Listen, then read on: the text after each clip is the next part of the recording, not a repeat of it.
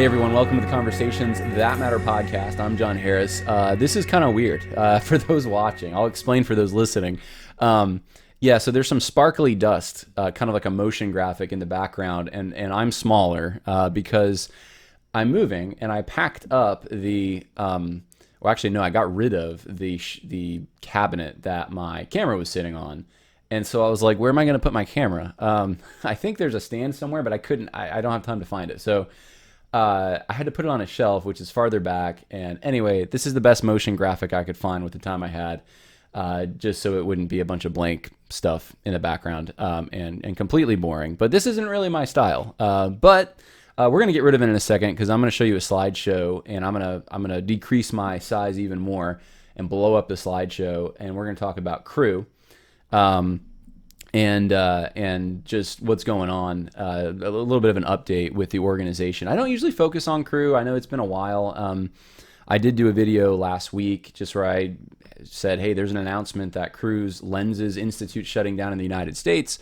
Maybe this is a good thing. It's something to take hope in, I guess, that maybe some people are listening. I feel... I had a slight suspicion, I know I mentioned it, that maybe this was like a political move, and now I'm pretty sure it probably was. So I'm going to explain what I think is probably going on in Crew as an organization. I think there's a tug of war. There's a real tug of war. It's been going on for a while, and it's not slowing down. So we're going to talk about that. By the way, I should mention too, some people have made comments about the intro music and the outro music, and it's Tim Bushong, who's I think he also does some stuff for like James White. I think like the intro for the James White's Dividing Line is him, or maybe it was just Radio Free Geneva. I can't remember, but he does some of that stuff as well. But he offered to kind of soup my, if some of you remember a few months ago, it was just an acoustic version. I recorded on my phone of that little riff, that rock and roll riff, and so that actually I should. Since everyone now is talking about giving attribution, right, and no one wants to plagiarize, that's the worst thing right now is plagiarizing. I figured I should give credit where credit's due, right? So that riff, as far as I remember, now my memory could be slightly wrong because this is a while ago, and it's back to the band days, the garage band days, when two friends and I we had our band. And some of you who are in this, you kind of know what it's like. You're sitting around goofing off, talking about how one day you're going to be a big band and you're going to be famous and that kind of stuff, and it doesn't really happen. But so we were doing that, and then one person comes up with like a riff or like, hey, look, check out this song I wrote last night, and oh man, that's going to be a hit. That's an awesome song, that kind of thing. And so I'm pretty sure it wasn't me. That particular riff, I'm pretty sure it was a friend of mine who was who. I don't know if he made it into a song or not, but I think that was his riff. He's like, guys, check this out. So that whole thing that you hear as the intro. And so I think, no, I actually did put it into a song. I actually did write a song eventually. I used that riff. I think this is going back a ways.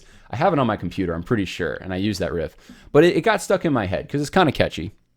And then what happened was when I started the podcast a few years ago, I was doing this classical piece, this hymn. I don't know what the name of the tune is off the top of my head, but the hymn was "Let All Things Now Living," and so I did like a finger picking version of that. And it's a hymn I like. It reminds me actually of Thanksgiving, and I made that kind of the intro and the outro.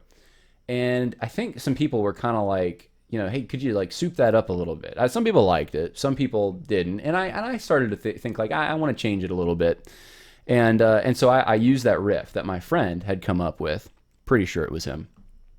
So all that to say, that riff does not belong to me, and hopefully no one assumed that riff was mine. It came from someone else, and I might have modified it a little bit along the way. Tim Bushong really ramped it up. He gave it that swampy feel. And half of you just got some information that you don't care about. The other half of you find it interesting because I get the comments, and some of you like when I talk about my personal life. But yes, I did have some garage band days, and yes, that riff came from that, and it's over time it's somehow made its way into this podcast that I'm doing now. So There you go. That's some info on the riff. Other stuff, just quick announcements before we get to the crew stuff. I know I announced that you can go to worldviewconversation.com, top right-hand corner, and there's I forget the name of the tab. You'll see it when you go there, though. And basically, if you want to schedule me to speak, or you have an idea for like a conference type of thing where I can maybe bring a few friends, and whatever you're thinking, you can go there and you can submit on a form. Here are the dates that you're looking at. Here's like, can you cover travel accommodations for people? What are you thinking? And for this fall, probably more like later fall and next spring, I'm going to schedule some things. And I already had a number of people fill out that form. I just want to let you know, I haven't gotten back to you yet, and it might be a few weeks. And the reason is I'm waiting to get a bunch of applications in, and then I'm going to look at them all, and I'm going to start doing the jigsaw puzzle on the calendar to see what would work, what wouldn't. So you will get a response. It's just not right this second. So wanted to say that. Also, for those who right now, I know this whole accusation against Vodi Bakum that he did plagiarism, and the accusation against Owen Strand that he was a social justice warrior he's an opportunist, because not a social justice warrior, but he was kind of woke, and he's an opportunist because he's within a few years done a 180. I responded to both of those, or at least I tried to give some guidance on what I think is going on there in the previous podcast. And I didn't label it, and I realized I didn't tag it or anything. So maybe some people don't know that, but I keep getting asked questions about it. So I figured I would just announce it again. If you go to the previous podcast that I did talk about it. And what's the name of that? I'm going to look it up real quick just so you know the title if you're looking for that particular podcast. Let's see here. It is called My Reaction to the American Solidarity Party. My Reaction to the American Solidarity Party. At the beginning, I give about 15 minutes of commentary on that whole issue. Still offering the 80 Robles book, by the way, Social Justice Pharisees.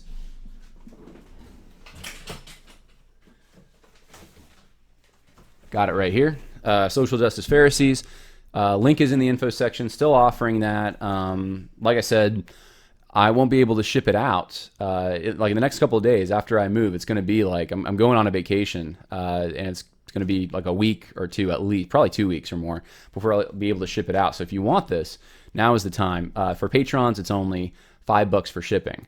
Everyone else is $20, so $5 shipping, $15 for the book, and then of course also my book, Social Justice Goes to Church. Just got today, I should say this, the concepts for the cover of the next book that I'm almost done with, Christianity and Social Justice, Religions in Conflict. And it looks pretty cool, actually. I'm pleased with what we got so far. So things moving along there. Appreciate everyone's support and help and all of that.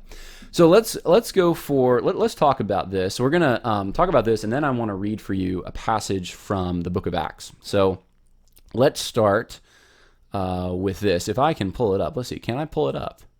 Is this possible? We can. I have. Okay.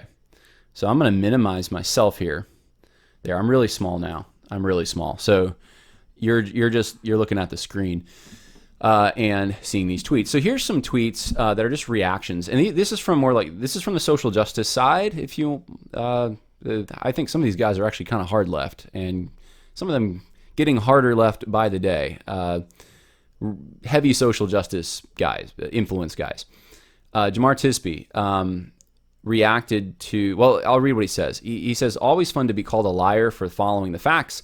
The fact is, Lenz's Institute is no more, while so-called whistleblowers on the radical indoctrination from racial justice advocates bullied their way into maintaining the status quo, which is like the cardinal sin of the woke guys. Like, if you maintain the status quo, I mean, status quo is like the worst thing imaginable. What you need to do is forward the revolution. In fact, I think, is it Trevor Loudon? Someone said it once. It resonated with me. The issue is never the issue. The issue is always the revolution with these guys. They want their utopia. They want their equity, inclusion, diversity. They want it now. They want it immediately. Anyone standing in the way needs to be eliminated. And the more secular generally, but it's by any means necessary. If violence can even be justified, as long as you're bringing in an egalitarian utopia type equality. And so Jamar Tisby, very much on the social justice side, and what he's doing is he's framing this, and this is part of the reason I'm making this video, because I see this over and over. He's framing this as if he's the underdog, or the progressives, the social justice advocates, they're the underdogs, right? Even though Lenses Institute wasn't a thing. I don't know when it was created. It's pretty recent. Crew created Lenses Institute, or brought them in, so I don't know how that worked, but it was a brand new thing. I mean, Crew goes back to, I think, the 50s, right? When Bill Bright started Crew. And so Lenses is fairly new in the last, I don't know, within the last decade. And so they come in, they bring this woke stuff that pretty much it divides Crew up. It's created the problem, not just Lenses, Crew in general, and the people that they have speak at their conferences, but Lenses is a big part of this. And the reaction is, oh, well, actually, we're not the ones causing the division. It's the people who are the quote-unquote whistleblowers who are causing the division. The people who are concerned about the teaching that Lenses Institute is bringing that's causing so much turmoil, they're the ones that are the whistleblowers, right? They always do it this way. 9 times out of 10, 9.9 times out of 10, in any organization, the fingers are always pointing at those who would stand in the way of egalitarianism or the revolution or whatever their objective is. And there's like one button to push, and that's the attack button. There's hardly ever reflection from the social justice side on, hey, are they being consistent? There's hardly ever an admission of wrong. It's just attack. You got to understand this about these guys. They will twist things. They will, and in their mind, sometimes they're not even twisting it. They really genuinely, Jamar Tisby may genuinely think that it's these whistleblowers who are in the position of power. It's not the Lenses people. It's not the woke guys in Crew. It's not even the Crew upper echelon who's been advocating for social justice now for years, allowing it at least, and to some extent advocating it. It's not them. It's this organic group that formed inside of Crew that's not even part of Crew, that's literally outside. They do not have power in Crew. The only power they have, really, is to notify donors of what's going on and apply pressure to the organization that way. That's about it. They don't have any real institutional power within Crew compared to the people that they are opposing. But yet, the social justice advocates can always twist things. And that's why it's probably confusing for some of you. You think, wait a minute, like this whole speak truth to power, and there's all this racism and sexism and all this stuff going on, and yet it's like on my iPhone that I'm getting updates from Amazon. Like literally some of the biggest corporations in the world are the ones that are saying that there's this huge problem with power disparities. It just makes you scratch your head. You're like, wait a minute, the most powerful people in the entire world are saying that it's the rich and powerful are such a problem. Like, wait, are they talking about, they're not talking about themselves though. That's the thing. So like Jamar Tisby, right? He's an activist. He probably would admit that, but he fashions himself as a historian. He has a degree in that. So I mean, his book is a history, but it's a history and activist book. It's got a political bent to it for sure. He's going to get a lot of opportunities. I just guarantee it. He already has, that someone who has similar credentials will not get because they're not on the woke wagon. And they're not on the social justice side. I'm just telling you, that's just how it is. The thing is, though, people that are conservative don't tend to complain about those things. They don't tend to gripe and whine and moan about it, because they just have the mentality of like, well, we don't live in a perfect world anyway. Don't expect justice perfectly, and I pull myself up by my own bootstraps, kind of thing. Like God's given me abilities. And I'm going to use those abilities as best I can, and I can't control what I can't control. And so there's no reason to get upset about it. I just need to work hard. That's kind of the mentality. So the social justice side is not like that as much. If there's ever if something like this happens, where Lenses Institute, which has been pushing critical race theory and social justice, if they shut down, they have to point the finger. It's the fault of someone. Someone's got to blame for this. It's not like Lenses did a bad job. It can't be Lenses' fault. It can't be Lenses did a bad job communicating. It can't be Lenses didn't listen. It can't be Lenses should have done better in some area. It's got to be there's evil forces out there, and they're powerful, and they're the ones with institutional power. For those inside Cru, they know it's kind of a joke. If they're really thinking clearly, they know that that's not really true. I mean, this group, organically formed of people who are concerned about the social justice direction of Cru, they were told by leadership to disband. They did not gain the hearing that they wanted to gain, and yet they're somehow now treated as if they're in the position of controlling the whole thing. That's kind of a conspiracy, guys. And I know you're not supposed to like go down that road. It's always, at least lately, it's been the fingers pointed at the right, that they're the conspiracy theorists. But like this kind of stuff is kind of conspiratorial thinking, right? So here's another reaction. I don't know who some of these people are, by the way. I just thought it was interesting, the framing of this. So someone asks, what do you think of the video of, I think this is the video of Hoyler, who I had played some of his video where he's kind of whistleblowing. He's saying, look, I was part of Cru. And he did a very good job, by the way. Here are some videos from the Lenses training. This was bad stuff. And so this guy is asking, what do you think of it? And here's the reaction. What is remarkable is I could not figure for the life of me what was unbiblical. I guess about Lenses. No case was made. No case was made. Then baiting the facilitators with particularly inflammatory counters at the end was extremely inappropriate. So for those who don't remember, this guy, Hoyler, who was part of this Lenses training, he posted some resources on critical race theory that were against critical race theory. And then he got kind of rebuked by Sylvester, I think was the guy's name, the guy who runs the Lenses Institute, like publicly in front of everyone. He got rebuked for doing that. And so this guy on Twitter is publicly saying, man, I can't figure out what's unbiblical about that whole Lenses thing. And there's no case made. And then, man, he's baiting them. And I have to wonder sometimes, like, what would have happened? Like reverse the clock 2,000 years. What would have happened if we were in the time of the apostles or even the Reformation? I mean, you pick. And what would they have said when error was confronted?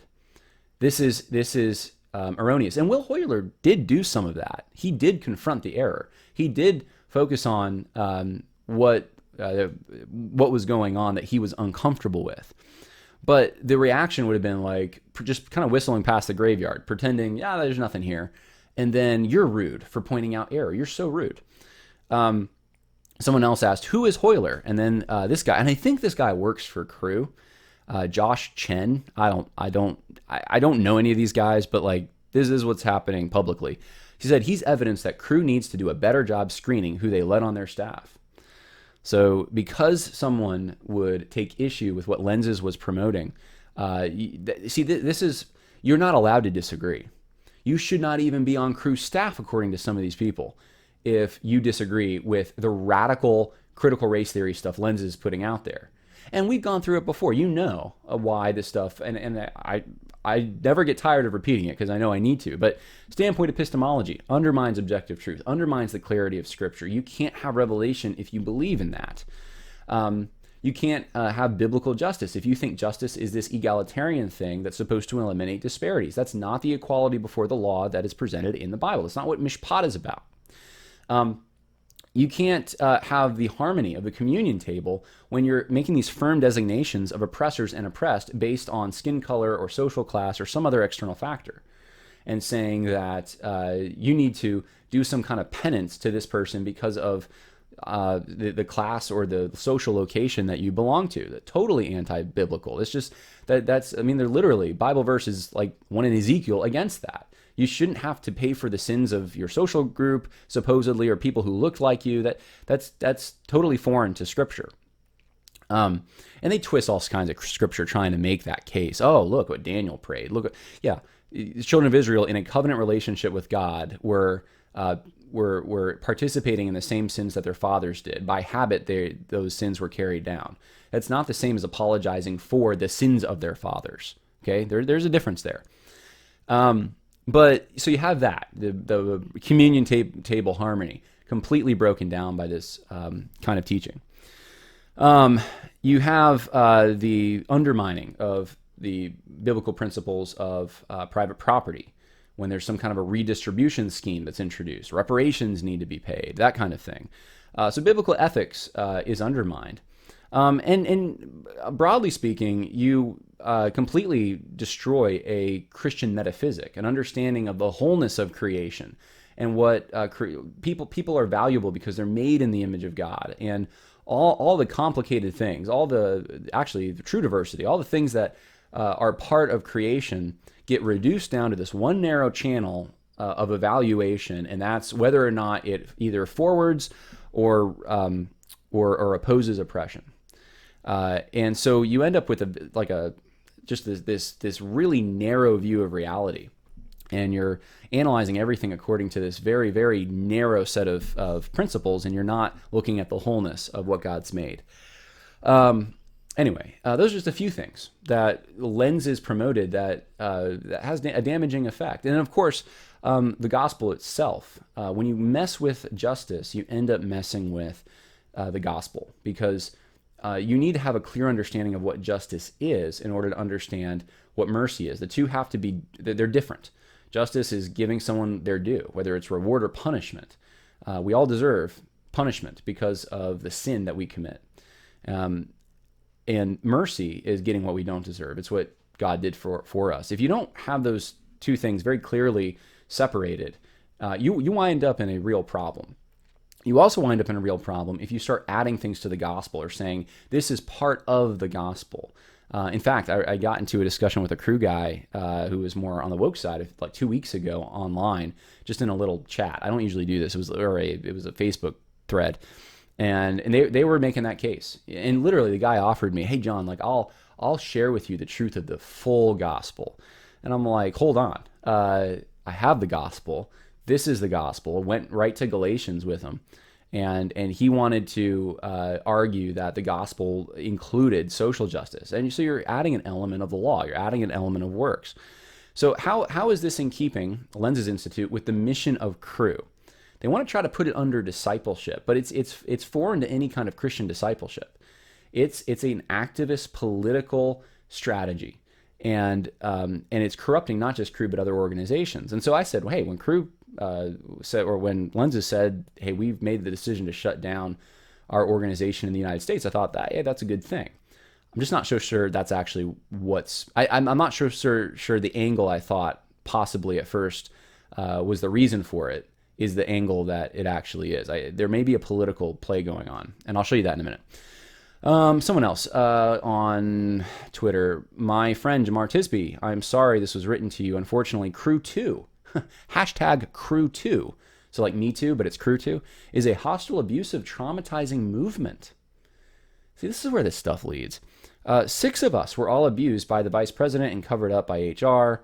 And now, look, I don't know that, I can't verify. He said there was NDAs. He was a whistleblower.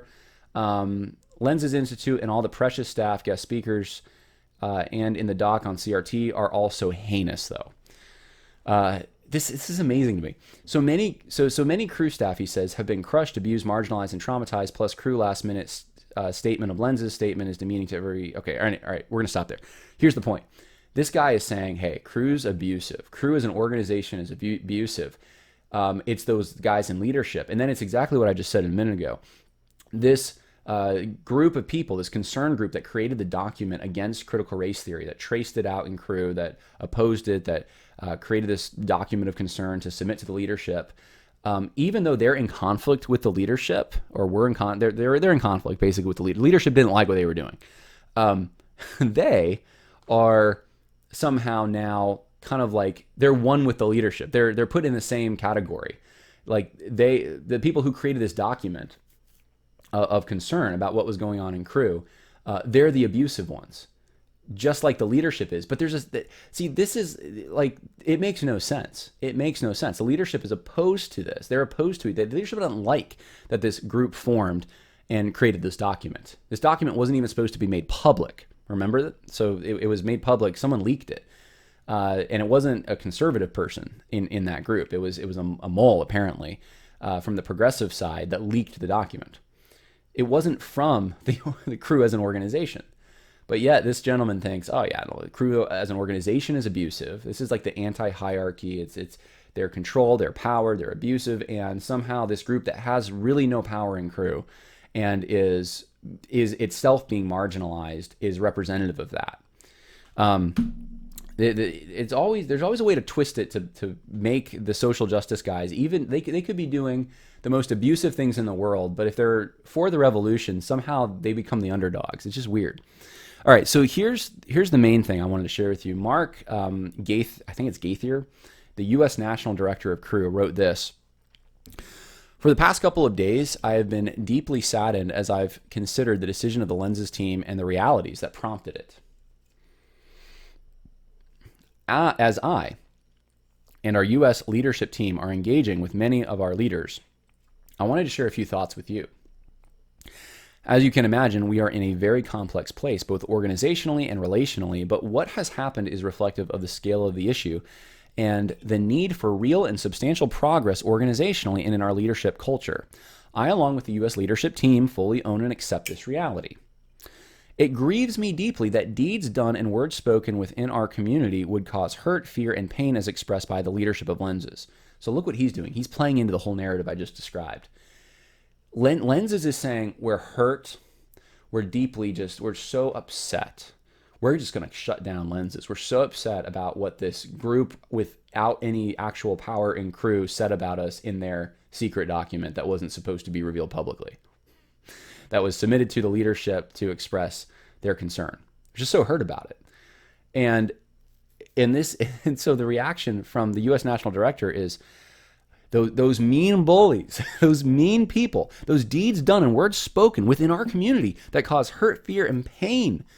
Who's the one with the problem here? It wasn't Lenses that created a problem by, accusing like white people of racism because they're white and benefit from a system of privilege. It wasn't because they segregated off minorities and white people to process injustice in different ways.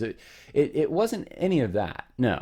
It was this group that put a document together that just told the truth about Lenses and had itemized here's where they said it and here's what was said and here's the problem with it biblically. They're the problem. And in Scripture, I'm going to repeat this because it's important. In Scripture, the people who cause division are never the ones who are defending against error. It's the ones who bring the error that cause division. I'll repeat it.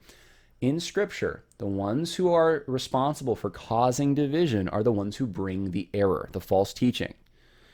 Now, you discern, who is it? Is it this group that created a document outlining the false teaching, or is it the Lenses Institute and people that were in favor of the critical race theory stuff? Mark Gaithier is siding, in a sense, with Lenses. He's taking their perspective and he's saying, you know what, you're right. Like you're the ones that are hurt. You're the ones that were targeted. It's so mean that would have happened to you. So he says this kind of relating neither reflects God's heart nor is biblical. So God's heart isn't for people to point out false teaching. That's just so mean to do that. In the days ahead, I'll be addressing this in greater detail. We as a leadership team are on our knees in dependence on the Lord and would invite you to join us. Whatever hope I had, because the hope before last week, I was kind of like hopeful that it sounds like leadership really got on Lenses' case and Lenses is shutting down. And now I find out Lenses is not shutting down in any other country, apparently. It's just the U.S. And this seems like it's a political move, and it seems like they're getting what they wanted because the blame for the division is being placed on the theological conservatives in crew who lack organizational power. But the blame's being put on them. And, you saw this kind of this posturing on like a national level with the Obama presidency. I remember years ago, I was listening on the radio back when I did blue collar stuff. I was doing repair work, and I remember hearing Rush Limbaugh on the radio. I would occasionally listen to him. I listen to a lot of things. I listen to NPR. I would try to hear what the other side's saying, but I thought Rush Limbaugh was kind of funny. I'll be honest with you, some of his bits. So I listen to him sometimes, and one of the things I remember him saying is he was like, "How in the world is Obama, who's the president of the United States, literally most powerful man in the country, how does he get away with always blaming all the issues happening in the United States on these powerful forces that are somehow like more powerful than him? And he never takes responsibility ever for the economy. It's never his fault. It's always these powerful forces, and they're trying to stop him. And he's like, what? Is there ever a point when he takes responsibility for anything? Why is he always putting himself in this position of being the underdog? And I see the same thing. This tactic is just used over and over. It's ingrained that if you're in favor of social justice, you're always in the underdog. You have to be. You could be the richest person on planet Earth. You're the underdog.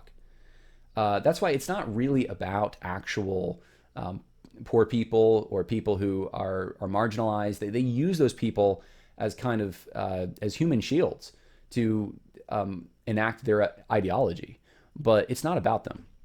So this is what's going on. You have the national director, the most powerful person, and Lenses Institute, right? These mean people without any power who got together and created a document about us. So here's some other reactions that happened within like the last day, I think. So one of them involves me, so I thought this was kind of funny. The statement is something independently apart. So the statement, let's see.